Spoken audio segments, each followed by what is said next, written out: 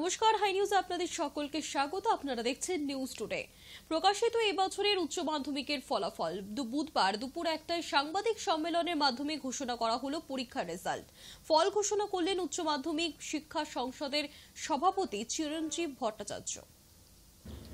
এবারেও number of female students অনেক high হয়েছে compare to male students.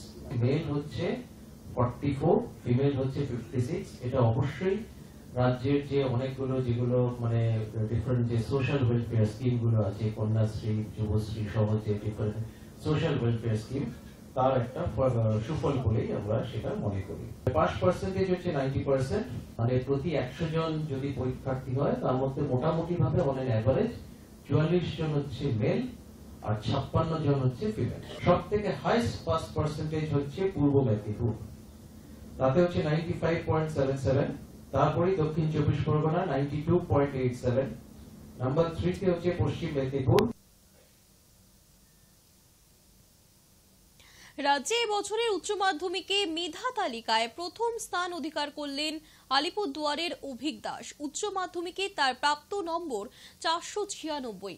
আলিপুরদুয়ারের Mac William higher secondary স্কুলের বিজ্ঞান শাখার পড়ুয়া সে। প্রত্যেক দিনই 8 থেকে 10 ঘন্টা পড়ে সে। গবেষক হওয়ার ইচ্ছে রয়েছে অভিকের।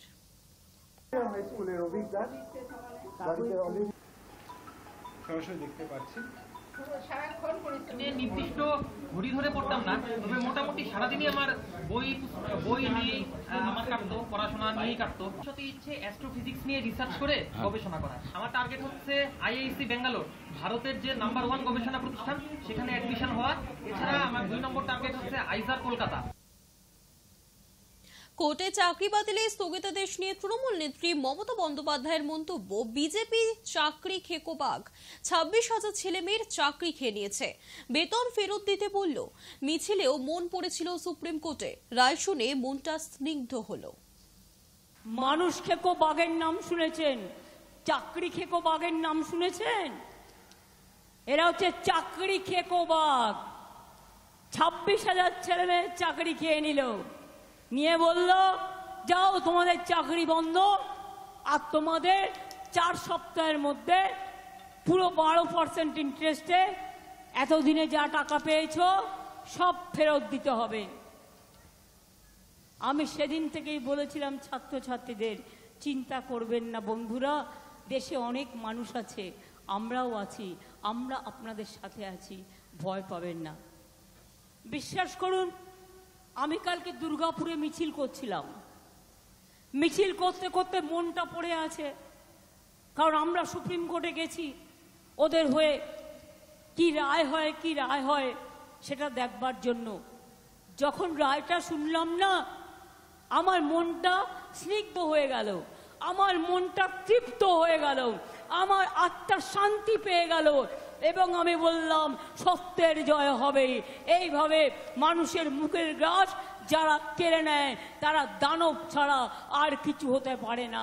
এরা মানব নয়, এরা দানব।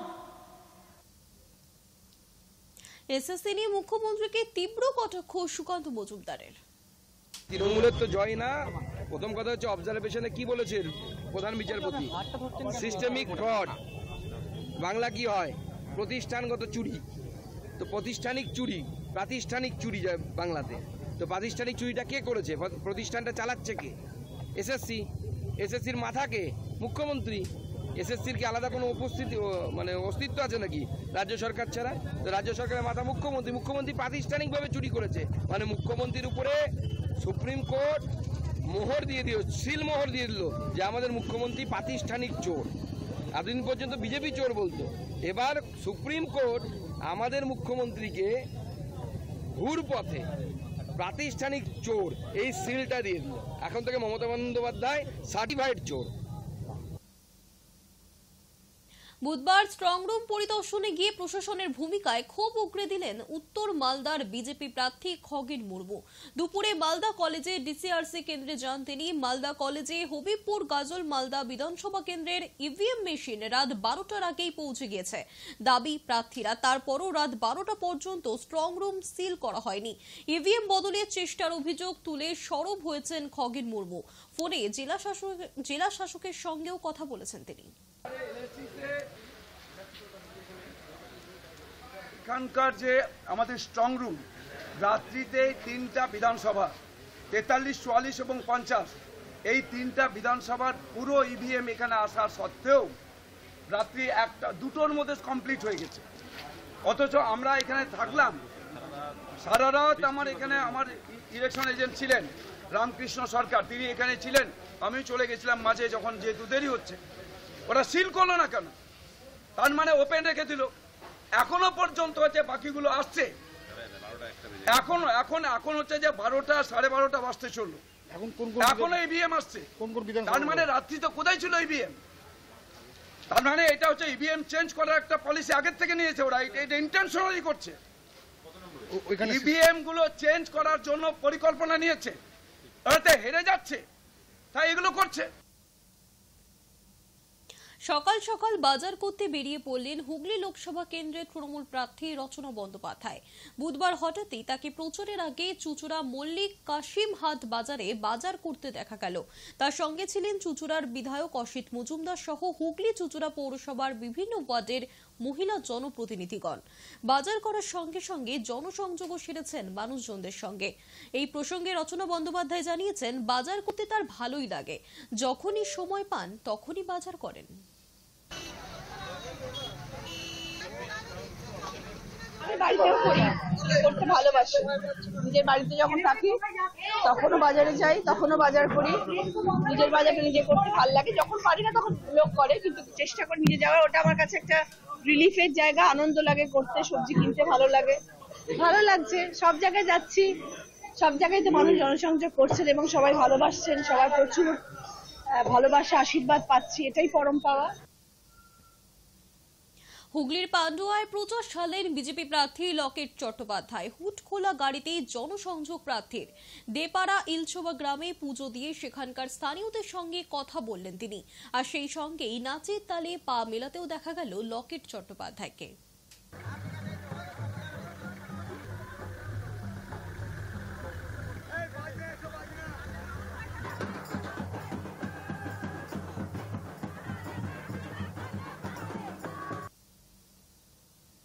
কোনো ভোটারই আর বাদ পড়বে না ভোট দেওয়া থেকে। বয়স্ক এবং শারীরিক প্রতিবন্ধী ভোটারদের ভোট নিতে এবার তাদের বাড়ি বাড়ি পৌঁছলো ভোট কর্মীরা। আগামী 13 তারিখ 4র্থ দফায় রানাঘাট লোকসভা কেন্দ্রে আয়োজিত হবে ভোট গ্রহণ পর্ব। আর তার আগে no voter to be left behind এই স্লোগানকে সামনে রেখেই বুধবার রানাঘাট লোকসভা কেন্দ্রের শান্তিপুর ব্লকের অন্তর্গত বয়স্ক এবং শারীরিক প্রতিবন্ধী ভোটারদের ভোট নিতে তাদের বাড়ি পৌঁছলো ভোট কর্মীরা। সূত্রের খবর, 85 বছরের ঊর্ধ্ব এবং 40-এর বেশি শারীরিক প্রতিবন্ধী মানুষরা যাতে বাড়িতে বসেই পোস্টাল ব্যালটের মাধ্যমে তাদের ভোটাধিকার প্রয়োগ করতে পারেন, তার জন্যই উদ্যোগী হয়েছে নির্বাচন কমিশন।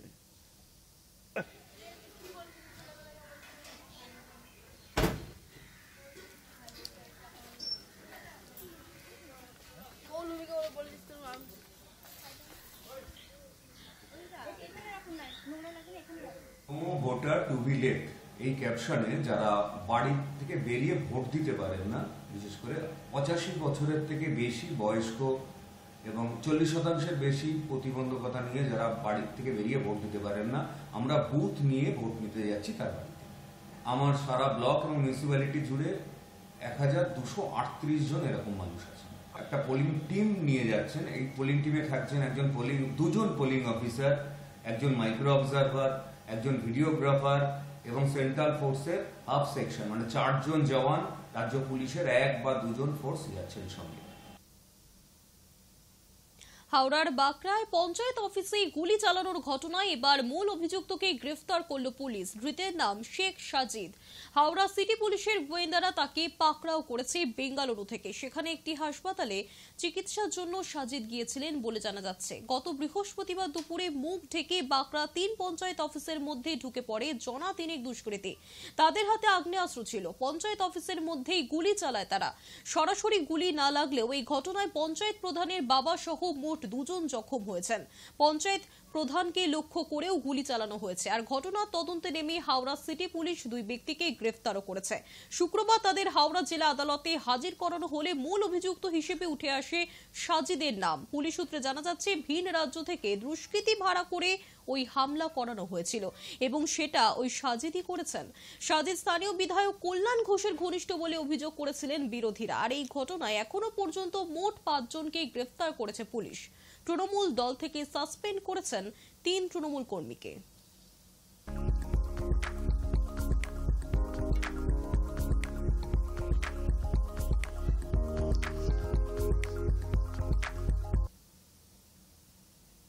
ভয়ঙ্কর পার্শ্ব প্রতিক্রিয়ার কথা স্বীকার করে নেওয়ার পর অ্যাস্ট্রাজেনেকার টিকা নিয়ে বিশ্বজুড়ে তৈরি হয়েছিল আতঙ্কের পরিবেশ। আর এই পরিস্থিতির মাঝেই এবার জানা যাচ্ছে এই সংস্থা তৈরি সমস্ত কোভিড টিকা বাজার থেকে তুলে নিচ্ছে তারা।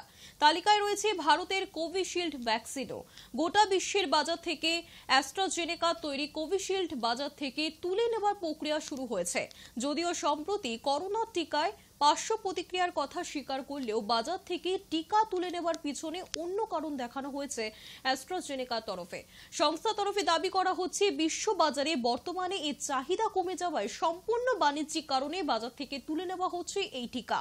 এর সঙ্গে পার্শ্ব প্রতিক্রিয়ার কোনো সম্পর্ক নেই।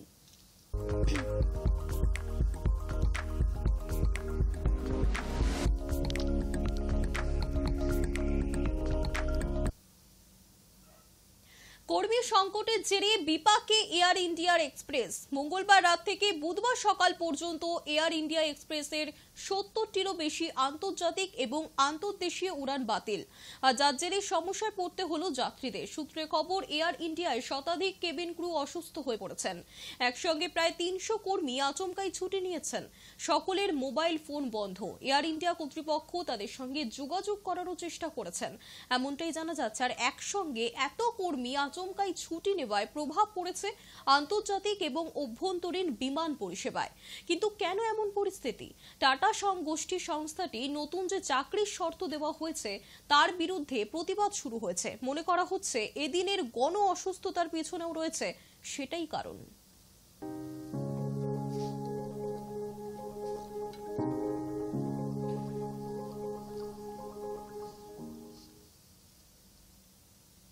নিউজ টুডে এখনকার মতো এই পর্যন্তই। দেখতে থাকুন হাই নিউজ নির্ভীক নিরপেক্ষ।